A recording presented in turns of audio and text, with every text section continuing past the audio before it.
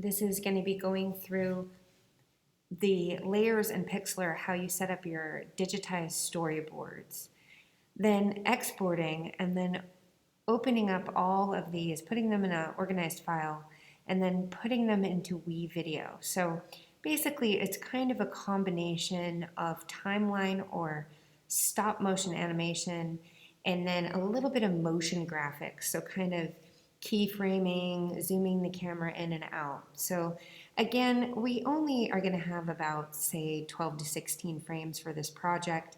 It's not really enough to make a smooth flipbook or stop motion style animation, but it is enough to do a kind of a combination of motion graphics and then flipping through the panels or the screens. So this is my final composite version in Pixlr. Remember, I have the background assets, I have the character assets, and then I basically combine them all into one document, but separate out each scene into layers. So I have 1 through 10.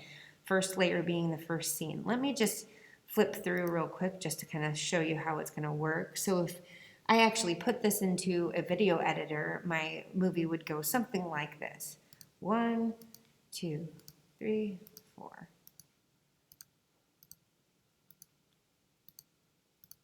Okay, so something along those lines. That's my basic storyline or story arc. It's kind of halfway through. I probably need about 10 more boards.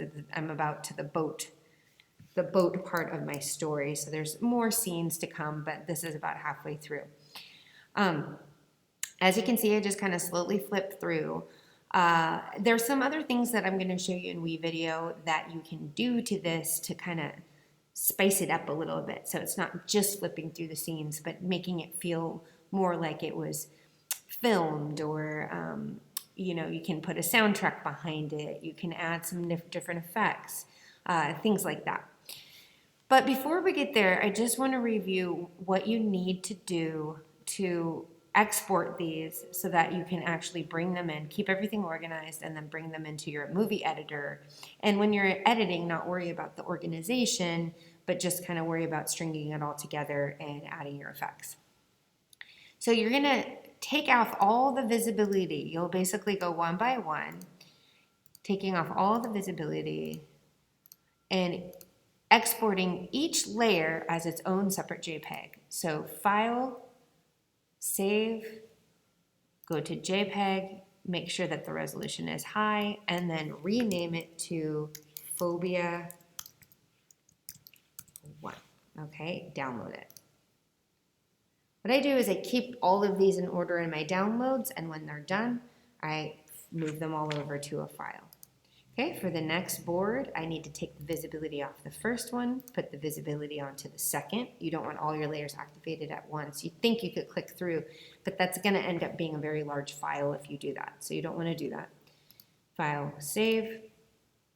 Again, change what it is. Phobia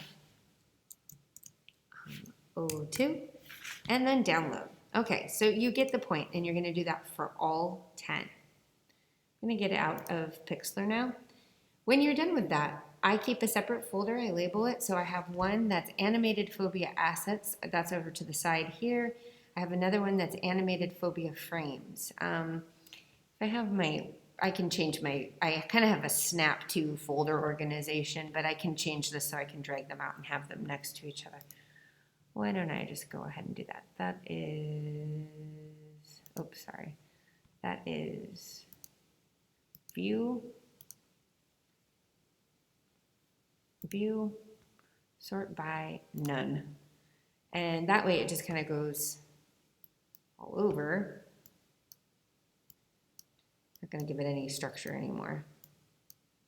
And that would be kind of okay for now because I want to bring my photos over here. I want my phobia frames and my phobia assets kind of pulled out because I'm going to be working on that project, and all of this I can kind of move to the side or something. Kind of stack it up like messy pieces of paper. So I have phobia frames, phobia assets, okay? So now I want to go over to, and I'm only going to be using the frames for this. Now I'm going to go over to wevideo, and I have that open. It's really, really great because even though it's online, I can drag and drop, which is a really nice feature. So I'm going to go over here, pull my phobia frames folder, just kind of have them stacked, know what I'm working on. And I'm going to open up that folder, click on phobia 1, shift click on phobia 10, and drag, sorry, my mouse got stuck, drag it into that box. Okay. Now, since I have organized and labeled everything super nicely, it goes into wevideo in a perfect chronological order. So that's what you want to make sure. If you don't have it that way, you can always rearrange down here, but it's so much easier just to have it here and ready to go. So you can drag into the timeline, make your transitions, and then just work with your video. So I did do this earlier in class. I'm going to do it again. And when I was in class, I did get the perfect timing for as far as the second transitions. Now, if you move each frame individually, you're going to have to manually adjust the how quick we move through each frame. Okay, so what the transitions are. If you move them in all at once, so I click on phobia 1 and then shift click on phobia 10. If I do that and then drag it into the timeline, I'm going to go into video 1, I'm going to start there. Then when I release, it's automatically going to ask me, what do I want to do? How is the duration for the end animation? So how many seconds in between each frame? Again, I tried this earlier and we all decided that the 1 second in between each frame is a good transition. Okay, so you can see now I have kind of a small movie. I only have 10 seconds. I'm going to press play and see what it does.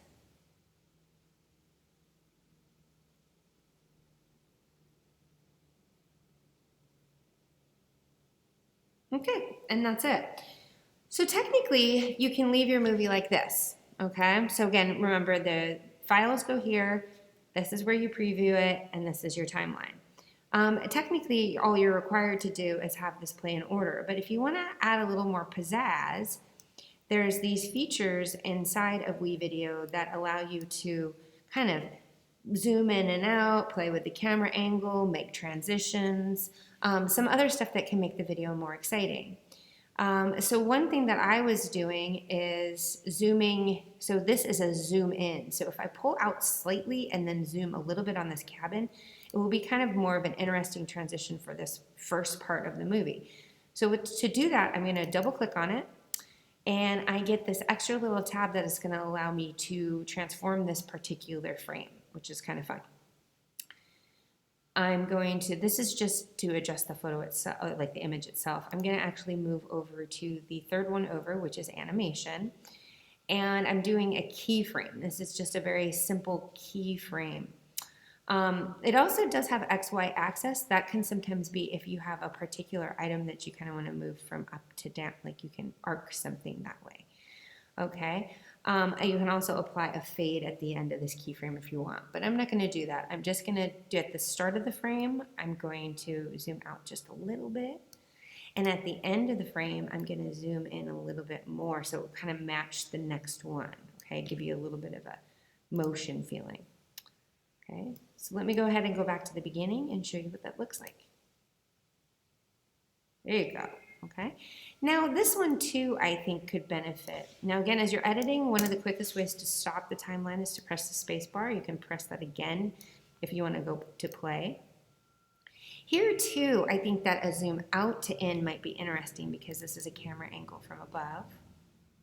Okay, so I'm going to do the same thing. I'm going to go pull out the frame a little bit, and at the end, I'm going to zoom it in. Okay. Again, you're going to see you get this little extra motion to your movie. Right? There you go. Okay. So again, this is my main timeline. Now, one of the ways that I sometimes cut in other pieces, so now I have some interesting like zoom in and out, something a little bit more to the movie. What I can do is if I want some overlays or different kinds of effects is I can go into, let's see here, that's text, no. Oh, I don't want theme, sorry. It was, no. So that's media, that's motion and season. No, that's, okay, so that's music. Oh yes, this is the extra. Okay, so these are extra effects. And then additional, okay, that's great. Again, additional kind of effects for transitions in between the frames, so you can crossfade, cross blur. And then this one, that's right, these are the extra frames or extra, here we go, the overlays. So these ones add an extra kind of motion. They can kind of be phased into, you know, kind of phased into or make interesting transitions in your movie. Okay, I'm gonna actually, I'll just kind of move with the transition right now. When I actually click on it and bring it in or bring it into the timeline, it will also give a length. So there'll be kind of a transition to that. So let's go ahead and grab the cross dissolve, and I'm gonna go ahead and drag it here, okay? Or actually drag it here. And I'm going to put that, so I put that basically in between, let's see what I've got here. Put that kind of, split the frame, put it in between my frame here. There we go, moving into the next one. So you get a kind of nice little effect. Let's see.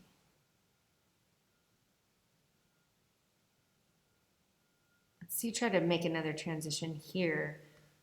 Because we have a different bit of a narrative that's going on. So that boat is sitting there, but then they kind of come upon it. So we could even do a, let's see,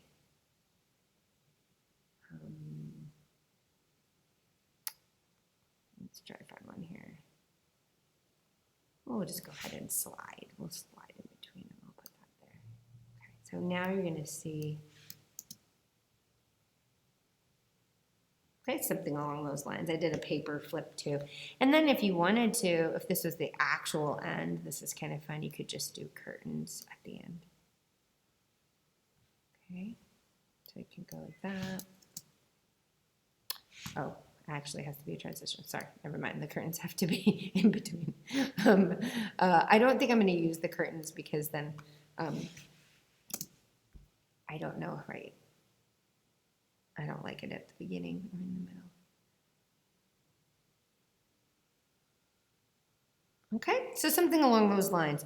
Again, I'm just playing around. I'm pulling them in. If I don't like it, I can always even pull it back up to the, I can delete it. Okay, they're easy to delete. Just throw them in the trash. I can change, here I can even change again what it is. If I didn't like it, I could change it into another one. And I can also just trash it if I'm not really entirely sure. The last thing that you can go ahead and add, because the tracks are already here, is you can put a little music to your video, which would be great. So I'm just going to play through.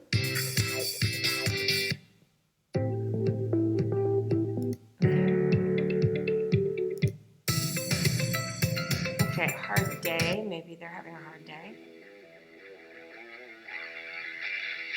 Okay, we'll do this one. I used a different one for the other one, so we'll go ahead and use this one this time. And so you can just, again, put it right on your audio track, okay? And then slide it down to match your video so it stops when your video stops. You can put different music in. You can even put another fade at the bottom of that too if you prefer. Okay, let me pull it out so it doesn't look so tiny. Okay, again, this one down here is the zoom. So towards the minus makes it smaller, this one bigger so you can see your panels better. Okay.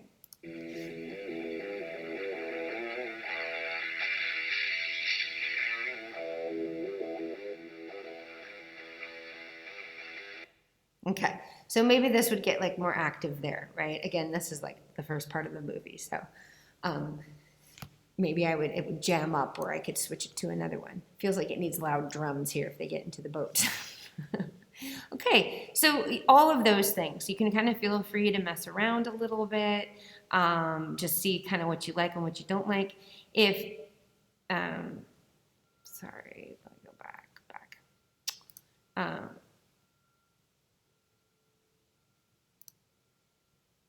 Edit. Went out of that for a second.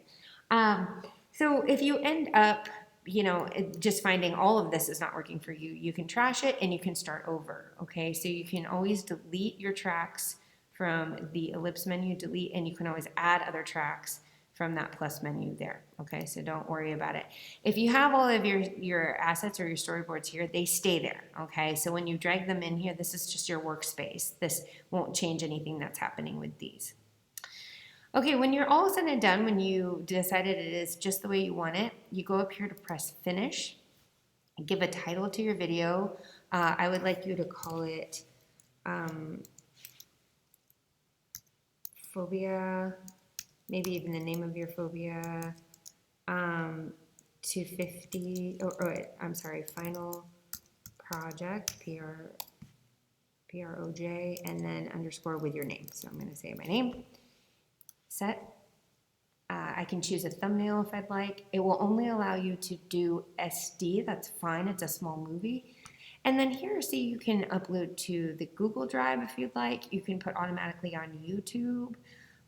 If you put it on YouTube, you can make it public immediately. Anything like that. So I recommend you put it right into your Google Drive because that's going to make life easy for you. And then here, if you export, I'm just going to show you what happens. You have to do one more step once it's queued. Again, you have to kind of upgrade if you want to get the higher resolution, that 720, 1080. But these ones are shareable. The smaller ones are shareable. Once it's queued in the window, then you do have to press download one more time if you want to get it to your computer. So there'll be one more step that you have to do there. There's going to be a button here that's going to say that have the little download, and then you can save it in your downloads into your computer as well. But again, I recommend putting it right into the Google Drive for ease. Okay, and that's all you need. That is your review of what to do in wevideo and how to finalize your movie. Enjoy.